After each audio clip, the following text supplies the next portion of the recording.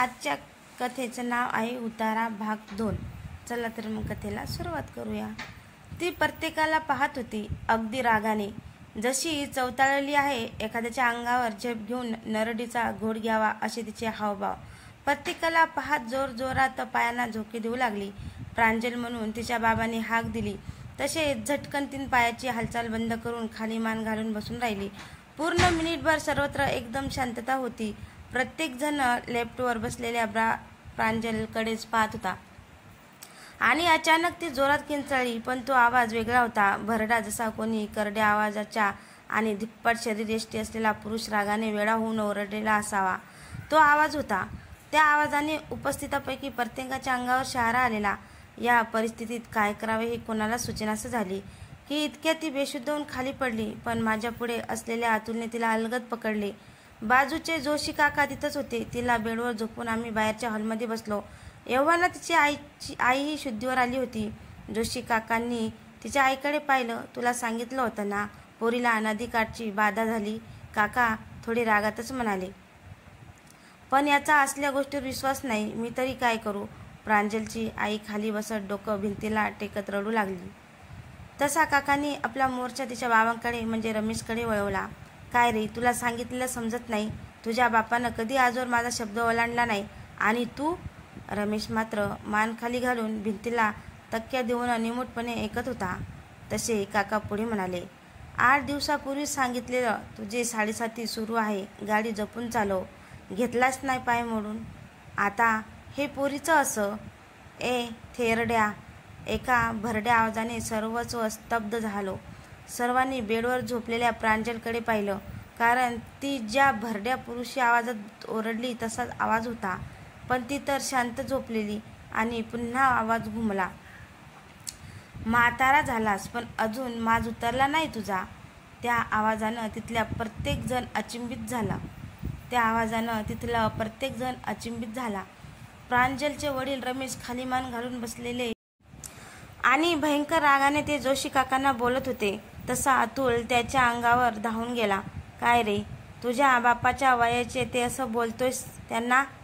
मस्ती आली काय रे? तशी झटकन रमेशने मान वर केली आणि तिथल्या प्रत्येकाच्या काळजाचा ठोका चुकला। लाल रक्ताळलेले डोळे, चेहऱ्यावरच्या क्रूर छटा आणि आवाजातील ती घरघर। रमेश ताटकन उठून उभा राहिला। त्याला पाहून काळजात चरकन झालं। अतुल तर मागेच सरकला। मी हळूहळू दरवाजाकडे सरकू लागलो, म्हणजे ऐनवेळी दरवाजा शोधायला नको म्हणून। रमेशने समोरच उभ्या अतुलची कॉलर पकडून त्याच्या डोळ्यात डोळे घालून पाहू लागला। मी स्पेशल अतुलचे हातपाय गळताना पाहिलेत। तो खूपच घाबरून गेला होता। मी अतुलला मागे खेचू लागलो, तशी आपली ताकद एकवटून अतुलनं रमेशला जोराचा धक्का दिला। रमेश मागे पडला आणि अतुलही धडपडत बाजूला झाला, पण काहीच न बोलता तो दरवाजाकडे धावला आणि घर गाठलं। जर मीही तिथून गेलो असतो तर आजवरच्या इथल्या लोकांचा माझ्यावरचा विश्वास सत्यात उतरला असता की मी म्हणून आवंडा गिळून मी तिथंच थांबलो। काय झालं का? रमेश भानावर येत चाचपडत बोलू लागताच तसे काका म्हणाले, हे असंच घरातल्या प्रत्येक संचारात राहिलं। अमावस्येच्या आत सांगितलेलं साहित्य तयार करून तो उतारा घरातल्या प्रत्येकाच्या अंगावर उतरून रात्रीच्या वेळी पिंपळाजवळच्या दगडावर ठेवून यावं लागेल, मगच ते परत त्याच्या जागेवर जाईल, नाहीतर अनर्थ ओढवून घ्याल। पण कोण ठेवणार? माझी ही अवस्था अशी, वडिलांना थोडं चाललं तरी धाप लागतोय। रमेश हताशपणे म्हणाला, शेजारच्या एखाद्या मित्राला सांग, म्हणत काकांनी नजर आम्हा सर्वांवर फिरवली। मी जरा गर्दीत आडाला झालो तसा बाजूच्या खिडकीतून आत डोकावणारा सागर ओरडून मला म्हणाला, संजय तू लपू नकोस, तुला कोणी नाही सांगत, सगळ्यांनाच माहिती आहे तू किती धाडशी आहेत ते। ख्या ख्या ख्या आमचे सर्वच मित्र हसू लागले। 4 चौघात अपमान केला नालायकाने। खरं तर 4 चौघात अपमान केला याचं काही वाटलं नाही, पण तिथं जोशी काकांची मुलगी अस्मिता हाताची घडी घालून उभी होती। तिच्या समोरच माझा आता कुठं जरा लाईन देत होती। त्यात आमचे दोस्त तिला समोर बघूनच माझा उद्धार करतात। मग तावात मीही म्हणालो, मी जातो। हो काका, तिच्याला भीतोय काय आपण? अस्मितानं मात्र माझ्याकडे पाहून भुया उंचावल्या। मी छाती फुगवून धाडशीपणाचा दिखावा करत स्माईल दिली। तिनं घडी घातलेल्या हाताचा अंगठा मला दिसेल असा उंचावर शुभेच्छा दिल्या. तसा मनात म्हणालो, बास जिंकलो मी. आता तो उतारा त्या जागेवर काय म्हणाल तर त्या भूताला 2 घास चारून पण येतो. मागच्या आठवड्यात गणपती विसर्जन झालं तसा रमेश आणि काकांनी मला बोलवून घेतलं. उतारा टाकायचा दिवस आणि वेळ ठरली आणि आता हा उतारा घेऊन निघालोय. खरं तर हे सगळं जरा जास्तच विचित्र वाटतंय, पण नाईलाज, जबाबदारी घेतली म्हणजे काम तर करावंच लागणार आहे. दूरवरून गावठी कुत्र्यांच्या भुकण्याचा आवाज मात्र मगापासून येतोय आणि तो पिंपळही दिसू लागलाय. हिरव्या गार पानांनी अगदी गच्च भरलेलं ते भलं मोठं पिंपळाचं झाड. जराशी वाऱ्याची झुळूक येताच पानाची सळसळ उरात धडकीच भरते. काही अंतरावरच पंचगंगा नदी वाहते. नदीचं पात्रही पूर्ण भरलंय. ही काळोखी रात्र, त्यात हा निर्जन परिसर. या शांत वातावरणात नदीच्या खळखळणारा आवाज आणि नदी काठच्या गर्द झाडाझुडपांमधून रातकिड्यांची किरकिर काळजातात थरकाप पडते. खाली चिखलही खूप आहे. त्यातून चालताना थोडी कसरत होते, म्हणजे पाय घसरू नये यासाठी. बेंडकांचे अधूनमधून ओरडणे सुरूच आहे, म्हणजे टॉर्चच्या पांढऱ्या प्रकाशात दिसतात ही बेंडकं. अगदी लहान, गोंडस, हाताच्या पंजातही मावणार नाहीत अशी. पौर्णिमा होऊन गेली असेल, पण ढगाळलेल्या आकाशात चंद्र कुठेतरी लपून बसलाय. चालताना वाटेत येणारी ही छोटी छोटी झुडपे अडथळा बनतायत. त्यातूनच वाट काढावी लागते. शर्टमध्ये अडकणाऱ्या या काटेरी फांद्या जणू पुढं जाऊ नये म्हणून मला मागे खेचतायत. हात मात्र आता दुखू लागलेत. किती मोठं आणि भव्य हे पिंपळाचं झाड आहे. खूप दिवसांनी इकडं आलोय. तुम्ही कधी घुबड पाहिली का? पिंपळाच्या झाडावर बसलंय म्हणजे टॉर्चच्या प्रकाशात त्याची भेदक नजर माझ्यावरच होती हे लक्षात आलं. पण न बोलता, आजूबाजूला न पाहता हे साहित्य त्या ठिकाणी ठेवायचं आहे.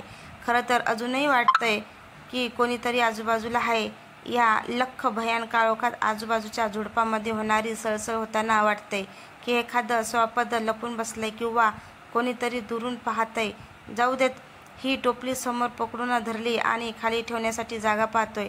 खाली चिखलानं बरबटलेल्या जमिनीवर पालापाचोळा, झाडांच्या तुटलेल्या फांद्या आणि जनावरांची विष्ठा इतस्त्र पसरली आहे. तसे इथं बरेच उतारे ठेवलेले दिसत आहेत. टॉर्चच्या प्रकाशात आजूबाजूला खूपशा रिकाम्या टोपल्या इतरत्र पडलेल्या दिसत होत्या. सोबतच मधोमध चिरून कुंकू लावलेले हे पिवळे जरद लिंबू, सुटलेल्या पुड्यामधून पसरलेले काळे दाणे, रिकाम्या बाटल्या, आणखी बरंच काही दिसत होतंय. ही टोपली त्या जागेवरच ठेवतो. हा इथंच असू दे. डोळे झाकून नमस्कार करतो बाबा. जो कोणी आहे त्याला. हमम झालं एकदाचं. चला आता थेट घरी.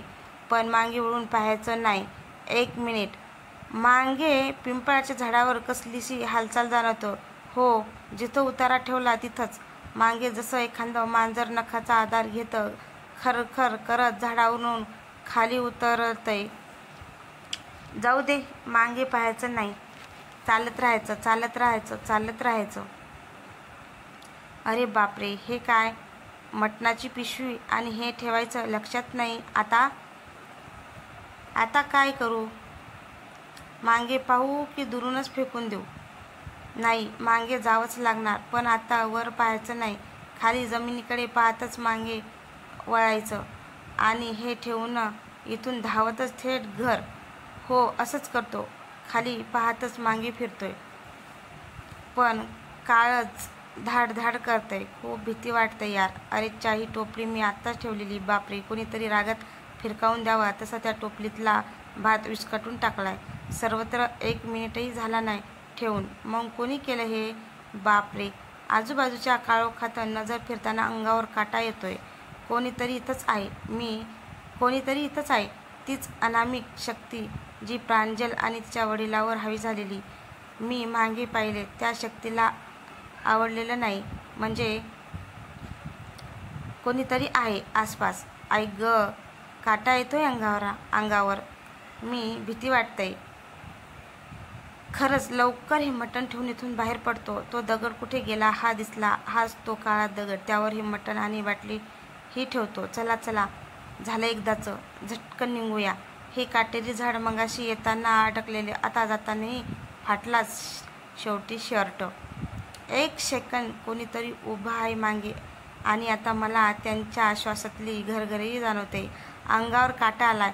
मी स्वतःला सावरत चालण्याचा वेग वाढवतोय, पण परतीच्या या वाटेवर आता मी एकटा नाही हे नक्की. बापरे, आता धावत सुटायला हवं, नाहीतर 1 2 3 धावतोय, पण चिखलाने बरबटलेल्या वाटेवर पाय घसरत आहेत. आई ग, वाईट पडलोय. हात पाय अंग सगळं चिखलानं माखलंय. पण न राहून नजर मागे गेलीच. बापरे, मागे त्या वाटेवर अगदी मधोमध कोणतरी उभा आहे. एका सावलीसारखी ती काळी कुट्ट पुरुषी आकृती, धिप्पाड. या भयान काळोखात माझ्यावर रोखलेले त्यांचे लालसर डोळे मात्र चमकत आहेत. हे कोणतीच हालचाल न करत नाही, तरी असं वाटतंय की ते माझ्याकडे सरकतंय. बापरे, पळा इथून, नाहीतर मेलो. पळताना धाप लागतंय, पण थांबायचं नाही. धावत खूप दूर आलोय. आता ते मागे दिसत तर नाही. म्हणजे ते त्यांच्या जागेवर गेलं. बरं झालं, मुख्य रस्ता आलाय. पण अंग खूप जड वाटतंय. म्हणजे पाठीवर मोठं वजन घेऊन धावतोय असं वाटतंय. आलं हं, घर जवळ आलं. वाचलो रे देवा, उपकार तुझे. बरं झालं. जोशी काका, रमेश बाहेरच आहेत. काका. जोशी काका, रमेश बाहेरच आहेत. काका. अरे संजू, हळू पडशील. ठेवलास का नीट? हो काका, ठेवला. तुझं अंग भासतंय रे, आणि डोळे शेवटी मागे पायीसच ना. घात करून घेतला स्वतःचा. रमेश, आता याचा उतारा कोण टाकणार? तुम्ही कधी? तर मित्रांनो, इथं आपली कथा समाप्त झाली. तर मित्रांनो, तुम्ही कधी किंवा तुमच्यावरून कधी उतारा टाकलाय का? कमेंट करून नक्की सांगा. भेटूया पुढच्या भागात.